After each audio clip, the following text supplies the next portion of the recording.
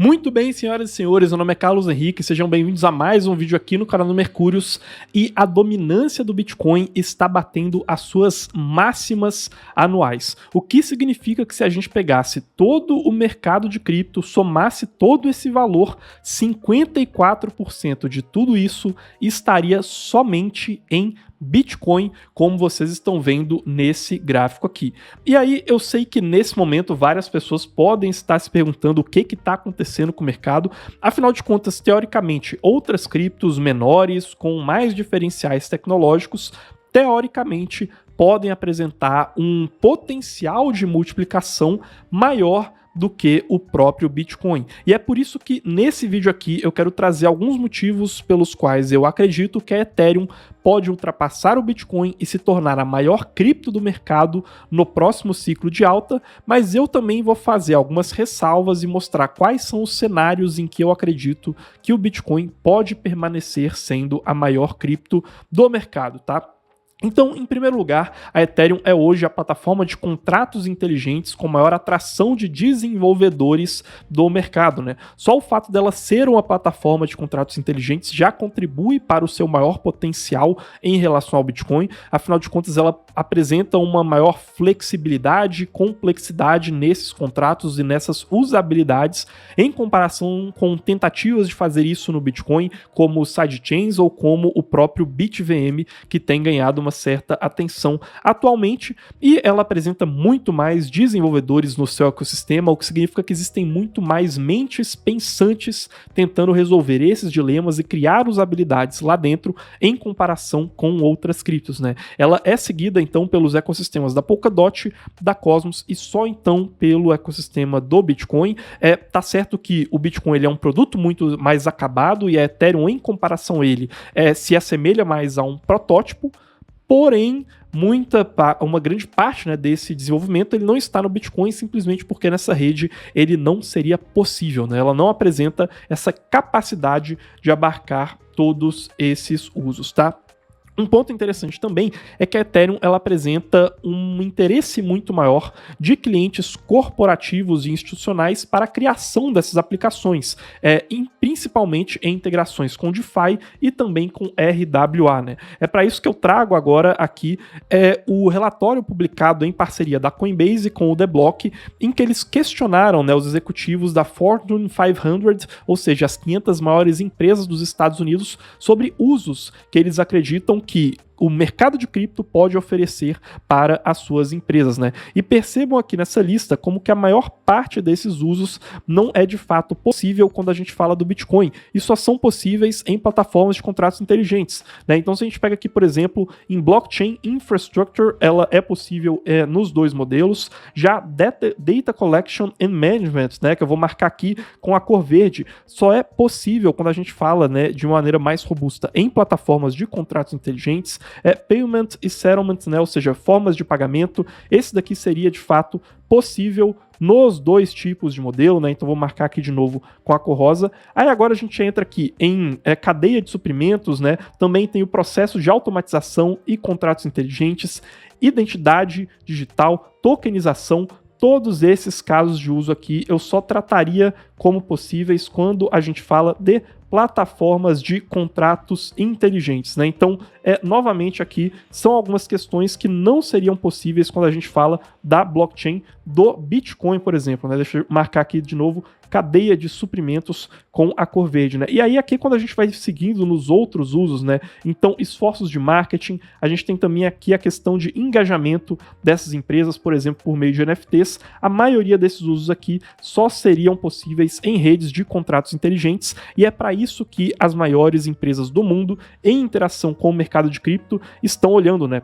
Aqui a gente tem, por exemplo, o uso de NFTs por parte dessas empresas, que não é possível com esse nível de complexidade na rede do Bitcoin, por exemplo. E aí eles comentam aqui como que ao longo do ano a gente teve ali mais de 200 mil transações e aproximadamente 110 milhões de dólares em receita que foram possíveis para essas empresas ali, agora entre as 100 maiores empresas que utilizaram esse tipo de mecanismo, incluindo NFTs. E uma outra coisa interessante também de separar é como que a maior parte das empresas que hoje investem investem no mercado de cripto são empresas ou do setor de tecnologia ou do setor financeiro, né? Então a gente tem aqui entre o número de deals de venture capital feito por essas grandes empresas, a dominância de companhias como Citibank, Goldman Sachs, IBM, JP Morgan, Microsoft e Google, e também essas utilizações mais complexas são possíveis com muito mais tração quando a gente fala de redes de contratos inteligentes, né? Percebam como que essas empresas têm muito mais a ganhar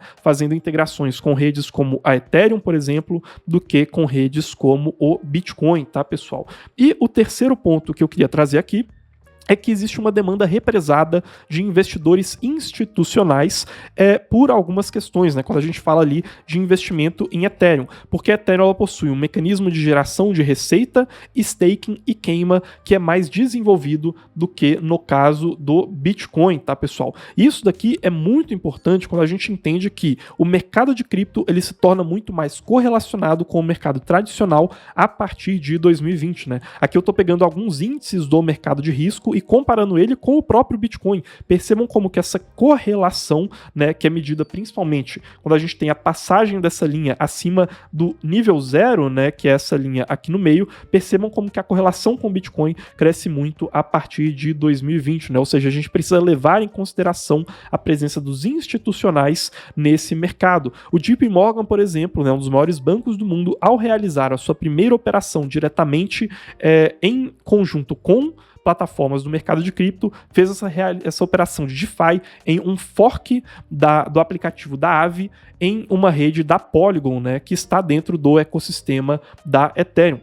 Existem alguns outros dados interessantes com relação a isso, né? A gente consegue reparar como que a Ethereum ela gera muito mais receita em comparação com seus concorrentes, né? Outras plataformas de contratos inteligentes, e que o múltiplo de preço em comparação da Ethereum faz com que ela esteja descontada quando a gente mostra ali a receita de cada uma dessas plataformas, né? Ou seja, ela tem menos a se provar no mercado em termos de geração de receita de usuários quando a gente compara com outras plataformas.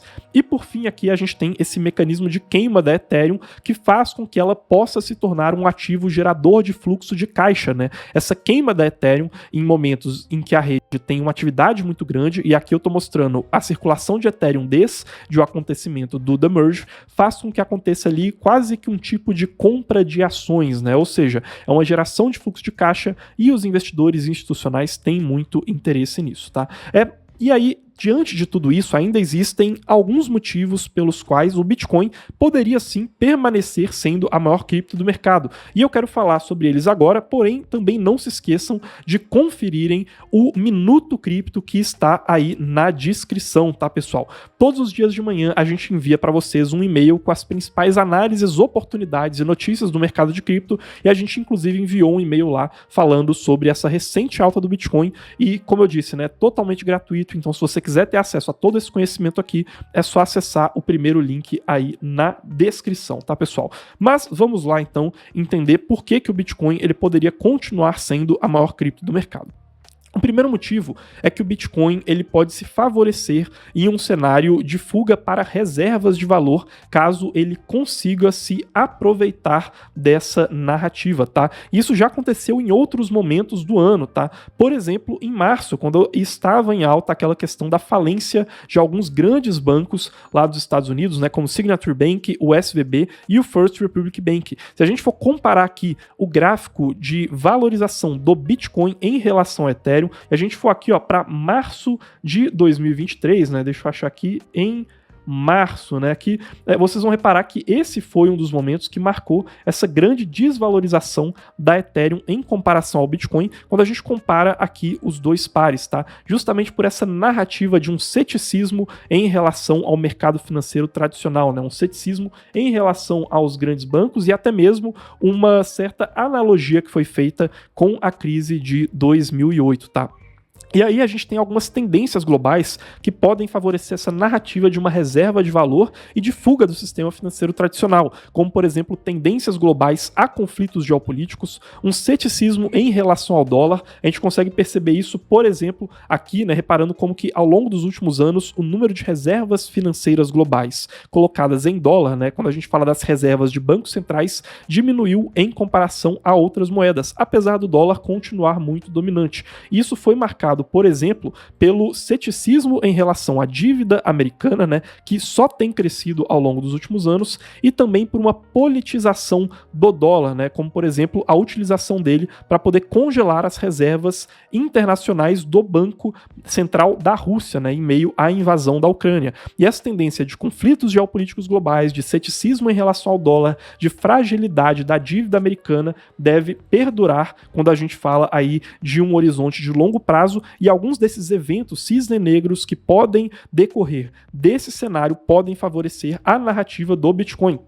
E além disso, a gente também tem possivelmente a aprovação de um ETF de Bitcoin que está se tornando cada vez mais uma realidade e que deve se consolidar até 10 de janeiro de 2024, tá? Analistas da Bloomberg colocam essa chance para a aprovação de um ETF spot de Bitcoin e que pode gerar uma maior demanda por ele e que também pode contribuir para essa narrativa de reserva de valor. O CEO da BlackRock, né, o Larry Fink, que é esse que vocês estão vendo aí na tela, recentemente deu uma entrevista em que ele compara o Bitcoin com a renda fixa e o ouro, falando de um possível flight to quality, né? Ou seja, uma fuga para esses ativos de qualidade em meio a um mercado que não está tão confortável assim com a tomada de risco, tá? E aí o Bitcoin ele pode ser menos dependente de uma narrativa que favoreça ativos de risco, né? Ou seja, o Bitcoin ele pode ser menos dependente do que altcoins como o Ethereum de uma entrada de novo capital no mercado, de impressoras de dólares ligadas, de taxas de juros diminuindo,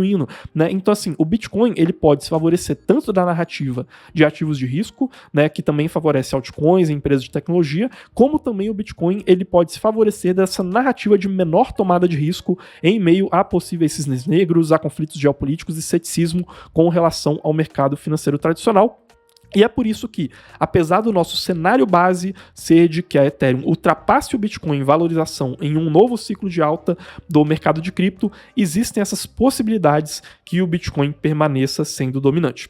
Espero que vocês tenham gostado desse vídeo aqui. Não se esqueçam de conferir o Minuto Cripto no primeiro link aqui na descrição, deixarem o seu like e se inscreverem no canal para não perderem os próximos vídeos. Até mais, pessoal!